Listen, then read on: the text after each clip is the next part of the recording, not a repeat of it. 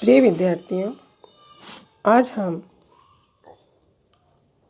जिला प्रशासन और जिला प्रशासन में जिला कलेक्टर की भूमिका विषय पर चर्चा करेंगे। भारतीय प्रशासन या राज्य प्रशासन में जिला प्रशासन क्या स्थान रखता है, वो हम इस चार्ट के माध्यम से देख सकते हैं।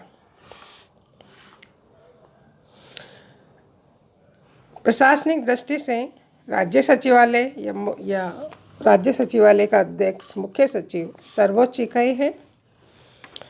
उसके अधीन क्षेत्रीय आयुक्त या कमिश्नर जो कि संभागीय स्तर पर होते हैं। राज्य को कुछ संभागों में बांटा गया है। प्रत्येक संभाग का एक संभागीय आयुक्त होता है जिसे हम कमिश्नर कहते हैं। कमिश्नर के अधीन अपने संभाग में आने वाले सभी जिले होते हैं और उन जिलों के जिला कलेक्टर होते हैं। जिला कलेक्टर प्रत्येक जिले में नियुक्त किया जाता है। जिला कलेक्टर के अधीन अनेक उपखंड अधिकारी होते हैं। कुछ तहसीलों को मिलाकर एक उपखंड बनाया जाता है और उसके अधिकारी को हम उपखंड अधिकारी या बीडीओ कहते हैं। उपखंड कई तहसीलों में विभाजित होता है और प्रत्येक तहसील का अधिकारी तहसीलदार होता है। तहसीलदार के अधीन नायब तहसीलदार होते हैं। हम कुछ तहसील का भाग सौंप देते हैं। नायब तहसीलदार के अधीन कानूनगो या राजस्व निरीक्षक होते हैं और उनके अधीन फिर पटवारी होते हैं।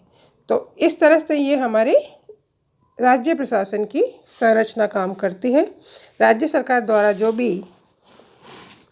एक कानून बनाए जाते हैं, उन कानूनों का पालन इस तरह से उपरोक्त जो चार्ट में दिए गए अधिकारी हैं उनके माध्यम से किया जाता है। जब हम ये चार्ट देख रहे हैं तो हमें लगेगा कि जिला कलेक्टर एक महत्वपूर्ण अधिकारी है। जिला प्रशासन पर राज्य सरकार की सफलता भी निर्भर करती है। जिला एक महत्वपूर्ण इकाई है जिसका संविधान में उल्लेख नहीं है। संविधान में केवल संघीय सरकार और राज्य सरकारों का उल्लेख है। जिला प्रशासन हमारी राज्य सूची का एक विषय है।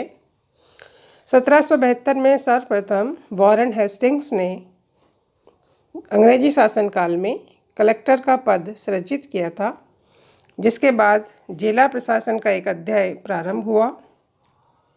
जिले की सीमा का निर्धारण राज्य सरकार द्वारा ही किया जाता है। कानून द्वारा जो जिला रूप में परिभाषित क्षेत्र है उसके प्रशासन की व्यवस्था को जिला प्रशासन कहा जाता है। जिला प्रशासन का मुखिया जिला कलेक्टर होता है, जिसे जिले में शांति और व्यवस्था बनाए रखना, भू राजस्व की वसूली करना, भू अभिलेखों के रखरखाव के अतिरिक्त स्थानीय महत्व के अनेक कार्य जिला कलेक्टर को सौंपे गए हैं।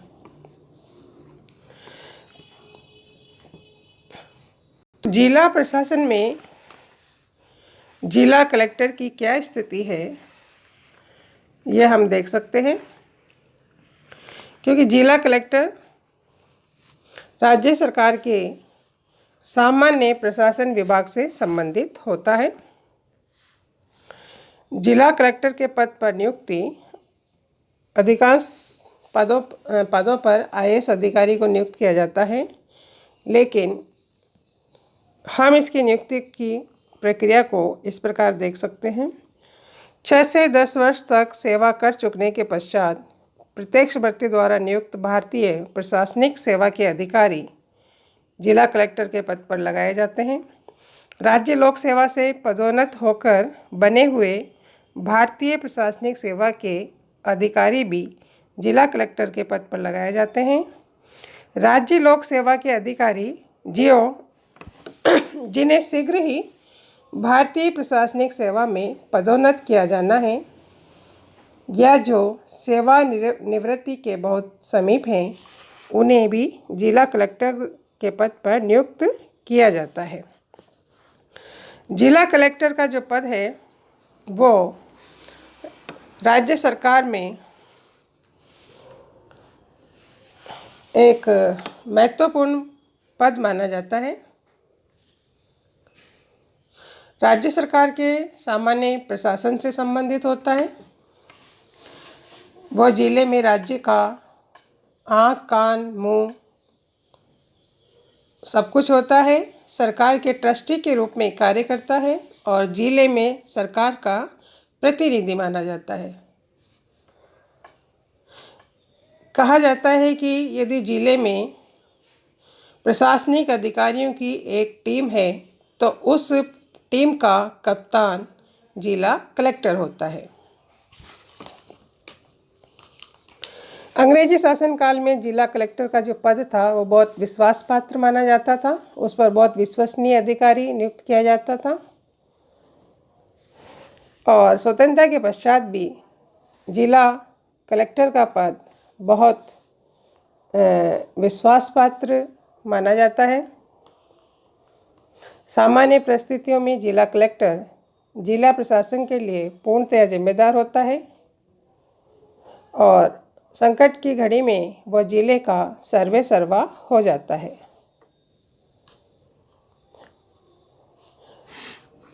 जिला कलेक्टर शब्द अंग्रेजी के कलेक्टर शब्द का हिंदी रूपांतरण है।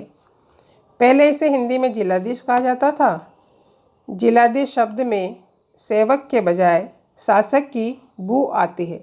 इस बात को ध्यान में रखते हुए सरकार ने हिंदी में जिलाधीश के स्थान पर जिला कलेक्टर नाम दे दिया।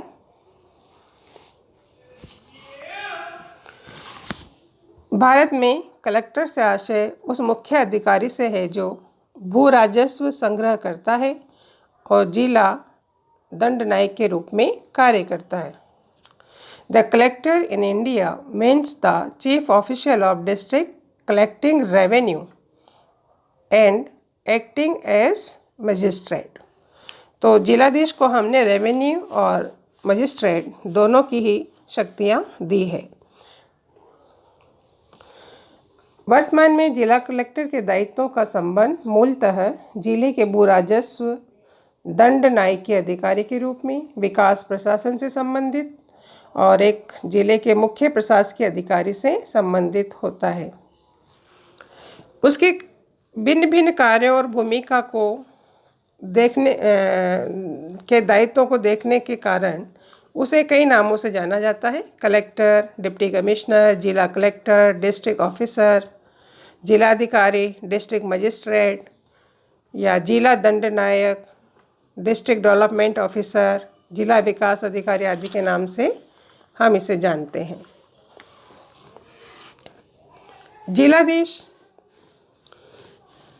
जिला कलेक्टर जिला प्रशासन की वह धुरी होती है जिसके चारों ओर जिला प्रशासन कार्य करता है।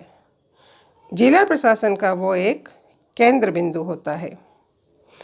उसका कार्यक्षेत्र अति विस्तृत होता है और जैसे जैसे सरकार के कल्याणकारी कार्य बढ़ते जा रहे हैं वैसे जिला प्रशासन के दायित्व भी बढ़ते जा रहे हैं। सरकार नई नई योजनाएं हाथ में ले रही है और उन्हें क्रियान्वित करने का दायित्व जिला अधिकारी पर आ जाता है।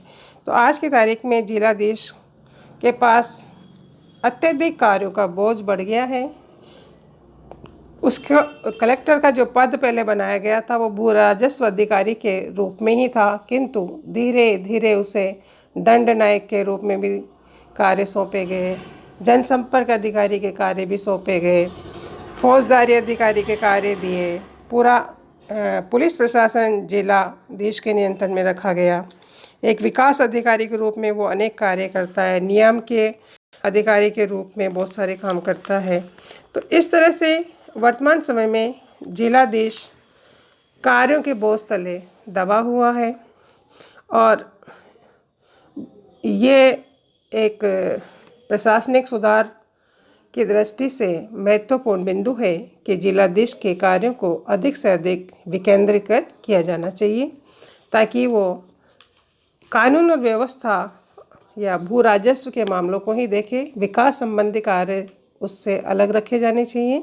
ऐसे सुझाव समय समय पर विशेषज्ञ देते रहे हैं। यहाँ हम जिलाधीश की भूमिका को अनेक रूप में देख सकते हैं।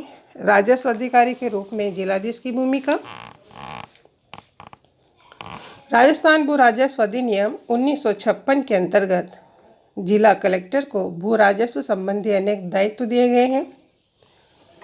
वैसे इस जो पद बनाया गया था, उस पद का सृजन ही भू राजस्व के कार्यों के लिए किया गया था, तभी से इसका नाम कलेक्टर रखा गया।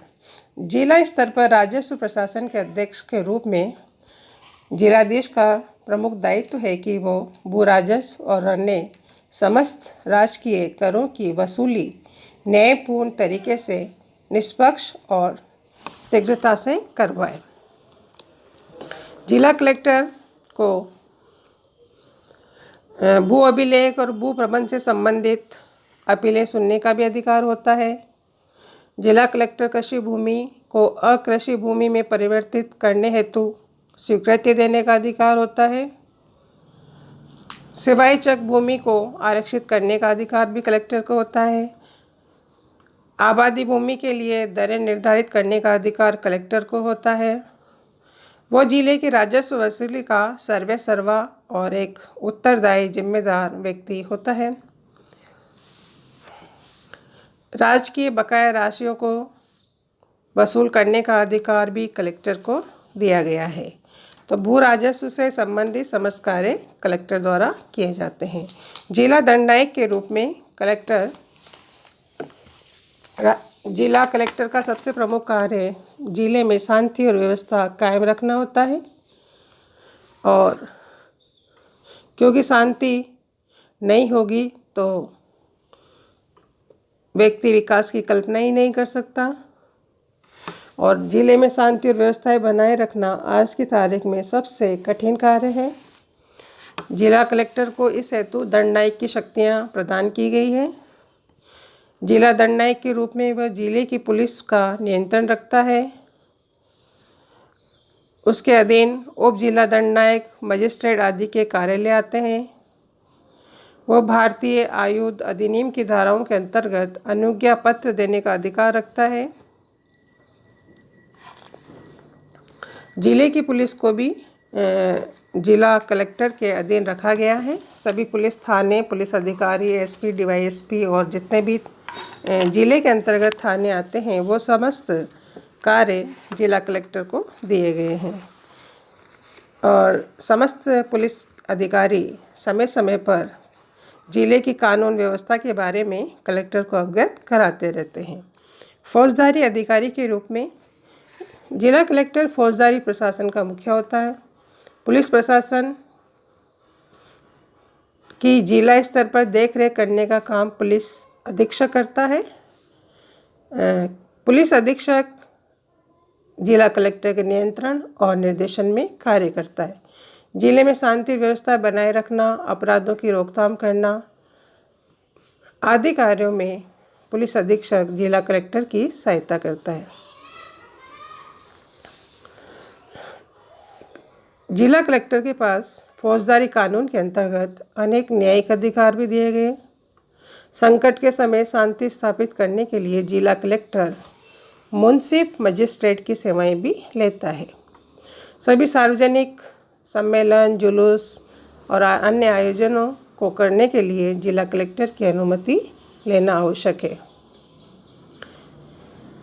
फौजदारी प्रशासन की सफलता के लिए ये बहुत आवश्यक है कि जिला कलेक्टर और पुलिस अधीक्षक के मध्य मधुर संबंध हो। जिले में सांप्रदायिक तनाव, राजनीतिक झगड़े और अन्य वारदातों की तुरंत सूचना जिला कलेक्टर को भेजी जाती है। तो जिले की महत्वपूर्ण जिम्मेदारी जिला कलेक्टर पे है। विकास अधिकारी के रूप में जिला कलेक्टर के कार्य, जब से ग्रामीण विकास कार्यक्रम प्रारंभ हुए हैं, कलेक्टर के विकास कार्य अत्यधिक बढ़ गए हैं। कृषि विकास से संबंधित समस्त कार्य जिला कलेक्टर के अधीन रख दिए गए हैं।